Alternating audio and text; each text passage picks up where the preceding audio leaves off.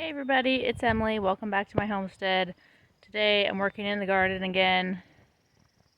This area behind me still needs to be hand-tilled, I guess. I went through it with a small rototiller that I borrowed from someone, and it kind of got up the short-rooted stuff, but it didn't get any of the grass. So I need to go through with a tool and kind of try to uproot all of that, so that I can finish getting the garden ready for planting. So we've got where it dips all the way down there. And the last time we were out here, I worked in this area. You can see there's already some grass coming up, but it's not nearly as bad as the rest until about right here. You can see there's a lot of roots on top of the soil there. And then I've got to go down and do the rest of it. So this is what the tiller would not get out. And so I'm going to go through, and I'm definitely not going to get it all done today, but I'm going to put a good effort in and see how far I can get.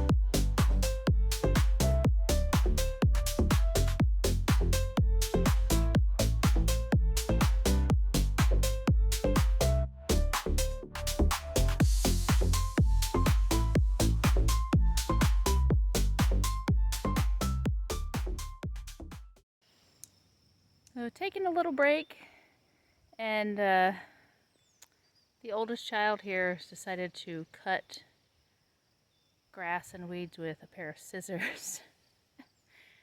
We do not, well, we have a electric plug-in push lawnmower is what we brought with us. That's all we needed at the old house. But we have a new riding lawnmower coming tomorrow. But this is hilarious to me that this kid is back there cutting with a pair of scissors.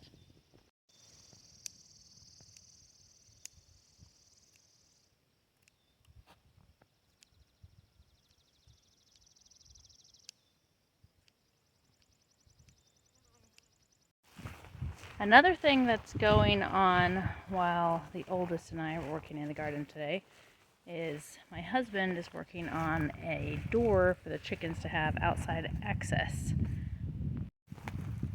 We've started letting them free range. I know I said I wasn't going to do that, but we just decided to give it a try. The dogs have been excellent. The chickens are staying like right here, right outside the barn door. And this was bedding they had that we'd removed when we cleaned out the coop and put it there in a pile. And they're scratching through that and eating bugs out of the grass and eating the seeds off of the sheep sorrel. That's this red and yellow stuff here. So they're liking it outside. And every time the geese fly overhead, they all run back in into their house. But the problem is they are pooping all over the floor in here. It's disgusting. But we don't have a way for them to get out of the stall otherwise. So there is this hole. It was boarded up, screwed up, but it had previously been there. And my husband is currently working on... Ma'am, do you mind? I'm trying to talk here. That's Scarlett. He's trying to work on... Oh, again, really?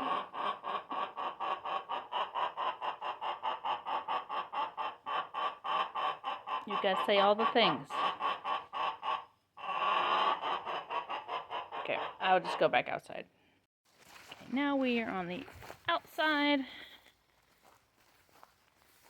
And here's the size of the hole.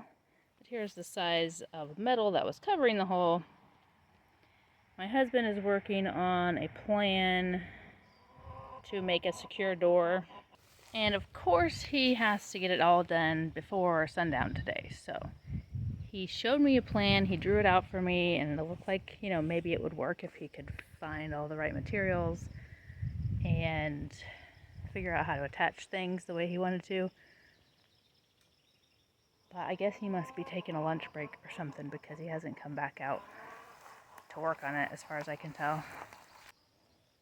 We'll figure something out by the time the sun goes down, whether it's putting that piece of metal just back up for the night, or we'll have a functional door that we can secure every night and take out every morning. We have something else new going on the farm. We got a couple of barn cats, and we've been having some misadventures with one of them. We've had them for almost 2 weeks. It'll be 2 weeks tomorrow. And they were acclimating pretty well. We named them Coco and Daisy. And the one named Coco was kind of standoffish a little bit, and the one named Daisy was all about the ear scratches and getting petted and stuff like that. And we thought that they were acclimated enough that we would go ahead and let them roam the barn at night. And like when we didn't need to have the doors open. So when I'm working outside, I would have the doors open, I'd have them in their crates, and I'd let the dogs go in and out so they could all get used to each other. The dogs have come to pretty much ignore the cats, but the cats are very hyper aware of the dogs at all times, which is good. Unfortunately, what day was it? Wednesday, when I went to, I was finished working for the day, and I put the cats in their crates and went inside, and then we were going to go out to feed them dinner and then let them out for the rest of the night out of their crates. And when we went back to feed them dinner, we couldn't find Daisy. She didn't come out to get her food. She usually runs straight out and wants to get her head scratched, and we could not find this cat. Let me go show you where we finally found her. This is Coco. Hi, Coco. She, the last couple days, has gotten a lot more cuddly and wants to be petted a lot. That's Daisy's crate. She is not in there right now because she's in hiding somewhere. And Daisy has, or Coco has a bed, but it's outside drying in the sun because she knocked her water over. But we're leaving the crate closed so that Daisy can come eat her own food. But here is this horse stall. It had all these crates in there that were made into different, smaller sections. You can see that there's one there, and they were like squares, like all the way along here. And there's these boards put up. As you can see, there's a gap between the posts and these boards and the wall. And she was down inside of the wall, stuck. She wasn't meowing or anything. We just happened to decide to try to look there. We got the ladder out, looked with a flashlight, and she was stuck in this section here. And it's pretty dark in here, but you can see I dug down there at the bottom enough that she could get out. And she took off running and hid. I knew where she was hiding at that point, but she'd been in there for probably a few hours because I finished working around like 2:30, 3 o'clock, something like that, and we came out to feed them around 5:30. So sometime in that time period, she disappeared. My daughter had come home from school, my youngest kid came home from school, and she'd come out and play with the cats, and Daisy was out then. But after that, she just disappeared, and then we found her. Well, she hid in a different spot that I could see her. And I decided to just go ahead and let Coco back out of her crate and just let them both be out for the night. Unfortunately, the next day when we came out, we could not find Daisy. Like, we looked all over, everywhere, and there was evidence this morning that she had come out and eaten her food and gotten in her litter box and used it. But we can't find her again this morning. She is still missing. So it is a conundrum. She is in the barn. There is no way for her to get out of here except for the people door. There is an overhead garage door, but it's been closed the whole time, and we're going to keep it closed for now. I'm not sure where we're going to park our lawnmower that's coming if we can't open the barn door, because she hasn't really been here long enough for us to just open the door and let her go. We're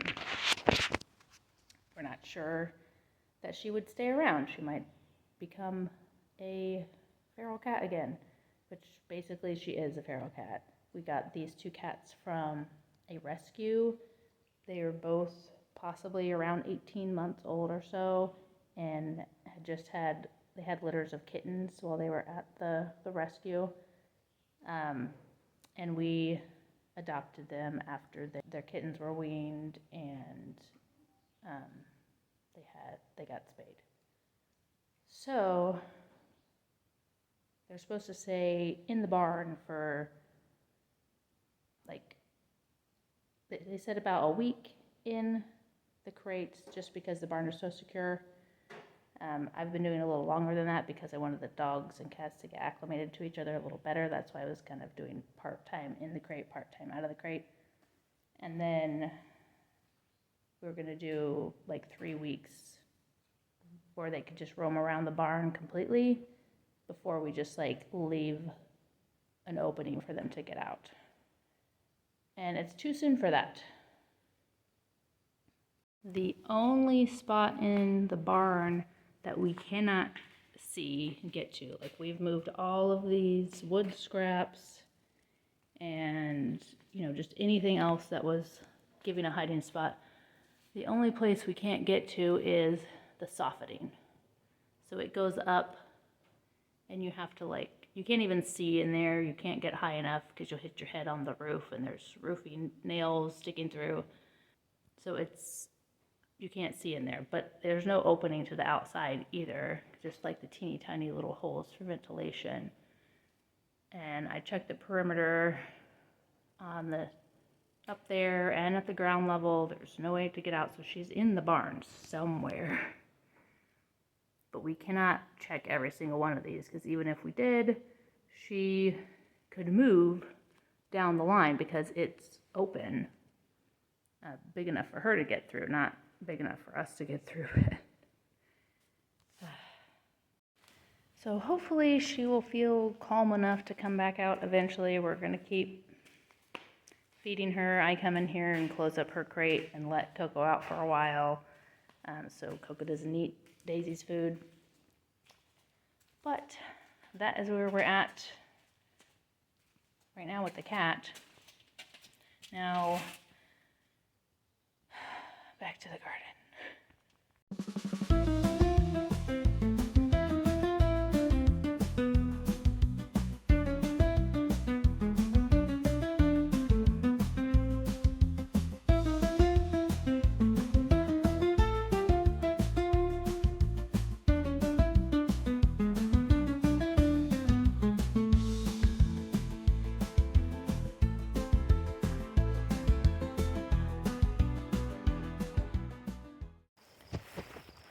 Let's go see how the chicken door is doing. How's it going with the chicken door? Might have to rethink it. Right now it's going to be hard to get it to lay flush unless we put the handle like down here. Yeah. Here's a look at it from the inside. He's got this handle here to take it off and then put it back up. I think for tonight, if we get a couple blocks of wood that will twist over in front of it, it'll keep it in place if anything tries to push in. But we need to figure something out for the outside long term.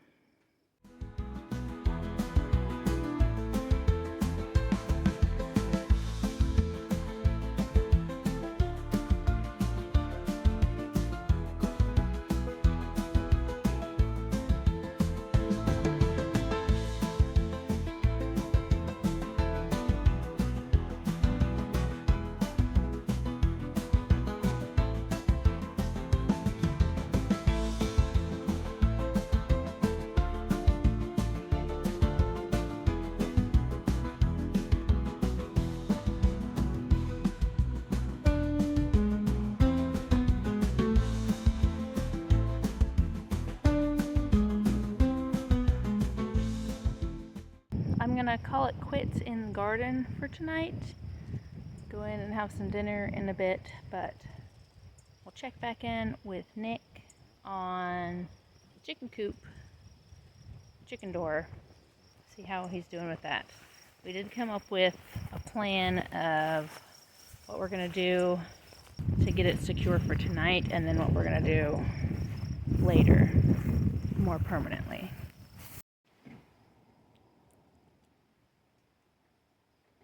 He has decided to put these little, what do you call those? Brackets? Brackets? That's what I was going to say.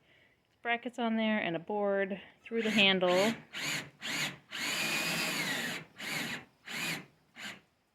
To keep it from getting pushed in by an animal. Technical difficulties at the moment. Great. What? There's a knot right there. Oh.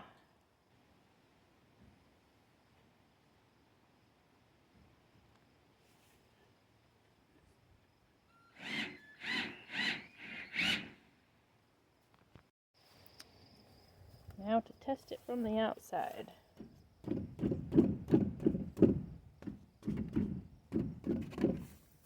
Looks pretty good. It did pull out a little bit. What? Did it push out some? Only the way, like... Not enough to open it. So, long term, we're going to build a frame with 2x4s so that nothing can get back behind between the walls, the outside wall and the inside wall. And then probably just for the winter, we'll rig something up to put this up if there's a big snowstorm or something, just to prevent a lot of snow piling up inside the doorway and keep the chickens a little warmer, because they're not going to go outside with multiple. I'm a chicken! I'm a chicken!